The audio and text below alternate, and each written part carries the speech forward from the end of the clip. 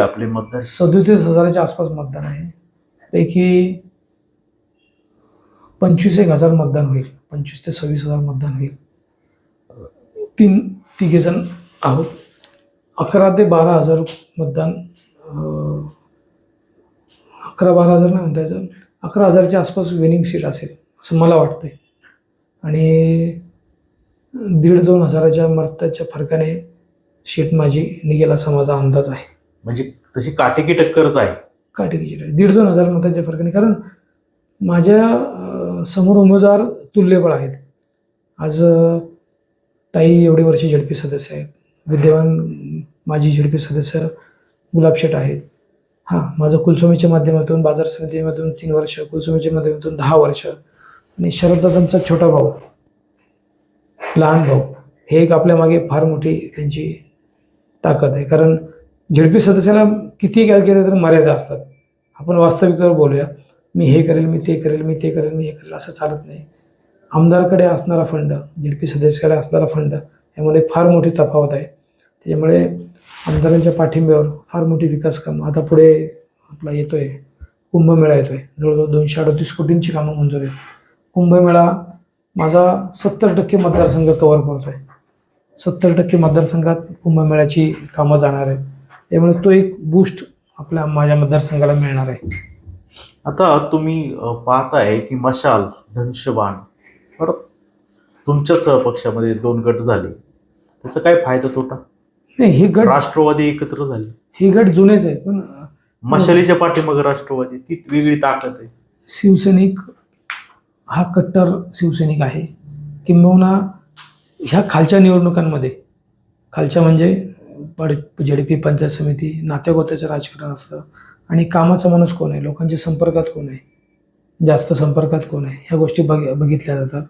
आणि त्याच्यामुळे पक्षविरहित माझे सगळ्या पक्षांमध्ये संबंध आहेत. त्याच्यामुळे मला वाटत नाही काय अवघड आहे. फार सोपं झालं. उलट शिवसेनेचा हा जो बालेकिल्ला आहे त्याच्यामध्ये थोडंसं शिवसेनेचा मूळ शिवसेना आणि गद्दारांची शिवसेना, हे आता आम्हालाच मतदान करा, हे आता 2 राष्ट्रवादी एकत्र आलेत. हे आता विधानसभेला लोकांनी दाखवून दिलंय. आता नगरपालिका निवडणुकांमध्ये सुद्धा ते दाखवून दिलंय. शेवटी लोकांना कामाची गरज आहे.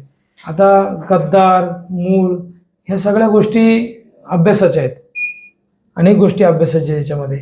नक्की काय, आता गद्दार म्हणण्यापेक्षा मग उमरा ओलांडून परत आलेले त्यांना मग आपण मूळ म्हणायचं का? राष्ट्रवादी जाऊन परत एंट्री. मी तेच म्हणतो. आता कुणाला नाव घेऊन आपण दिवसण्यापेक्षा, मोठं करण्यापेक्षा, माझी इथे घुसमट होते हे म्हणणाऱ्यांना आपण मूळ म्हणायचं का?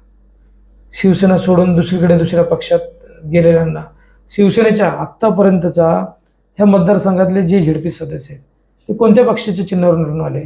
धनुष्यबाणावर. ही वास्तविकता आपण विसरून चालता येईल? मग तुम्ही ह्या धनुष्यबाणाला तिलांजली देऊन दुसरीकडे गेलात, किंवा जाऊन परत आलात, काही आत्ताही तिथेच आहेत. मग हे क्रायटेरिया ठरवायचं कोणी? लोक ठरवणार आहे. लोक हुशार आहेत. लोक या सगळ्या गोष्टींचा बोलत नाहीत तरी पण विचार करतात आणि त्यानुसार ते व्यक्त होतात. चालली होती चर्चा तुमचे मोठे भाऊ शरद सोनवणेंची मशाल आणि धनुष्यबाण एकत्र करायचं, काय झालं? नाही, आता ते वरिष्ठ पातळीवर एक चर्चा, मलाही मिटिंगला बोलवलं होतं, परंतु त्यांचा आग्रह होता की हा मतदारसंघ मलाच पाहिजे. दादांनी त्यांना स्पष्ट सांगितलं होतं की तुम्ही हा मतदारसंघ तुम्ही मागताय, पण तुम्ही पक्षाशी लायबल नाही राहिले. लायबल म्हणण्यापेक्षा तुम्ही घुसमट व्यक्त केली, तुम्ही राष्ट्रवादी ह्या पक्षाशी हात मिळवण्याची तयारी केली, किंवा ते बोलले पण होते. तुम्ही बाईटमध्ये ऐकलं असेल, कोण कोण जाणार आहे, तर आम्ही अख्खं कुटुंब राष्ट्रवादी जाणार हे ते बोलले होते. मग तुम्ही हा दावा नका करू.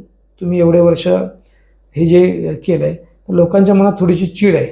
ही चीड आपल्या पराभवात व्यक्त होण्यापेक्षा आपण नवीन चेहरा देऊ. तुम्ही बरोबर राहा. तुम्ही उलट ह्या मतदारसंघामध्ये आपला कॅन्डिडेट निवडून आणण्यासाठी, आपला उमेदवार निवडून आणण्यासाठी प्रयत्न करा. आपण नक्की, तुझं वय अजून कमी आहे, तुला भविष्यात अनेक संधी आहेत, त्यावेळेस तुझा आपण नक्की विचार करू असं बोलले होते. तर हे जाहीर बोललं नाही पाहिजे, परंतु हे जे आहे खरं आहे ते मी व्यक्त